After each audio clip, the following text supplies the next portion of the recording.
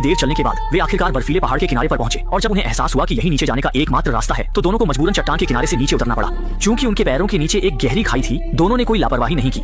लेकिन लीसा के लिए, जो बचपन से ही ऊंचाई से डरती थी, यह तो मानो असंभव था। उसका पैर फिसल गया और वह गिरने ही वाली थी, लेकिन शियाओ हेई ने समय पर उसे पकड़ लिया, जिससे उसकी जान बच गई। अभी अभी मिली सीख के बाद आगे दोनों और भी सतर्क हो गए। कई घंटों की लगातार कोशिश के बाद वे आखिरकार पहाड़ की मध्य ऊंचाई तक पहुंच गए। लेकिन जब लीसा ने नीचे धुंध से घिरी चट्टान को देखा तो उसके पैर कांपने लगे। इस भयानक जगह से बचने के लिए दोनों को चट्टान से चिपककर धीरे धीरे आगे बढ़ना पड़ा।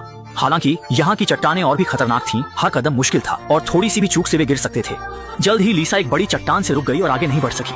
अथाह खाई को देखकर वह इतना डर गई कि आगे कदम नहीं बढ़ा पा रही थी।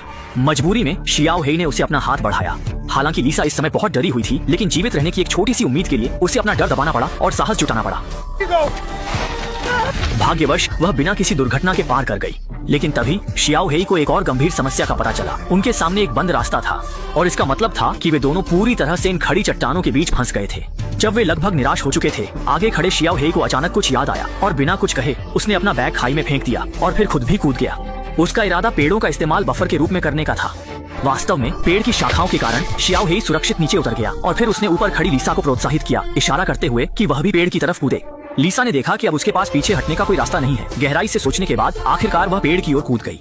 अचानक ऐसा हुआ कि वह नीचे कूदा और संयोग से नीचे खड़े शियाओ हेई पर जा गिरा, जिससे शियाओ हेई की आंखों के आगे तारे चमकने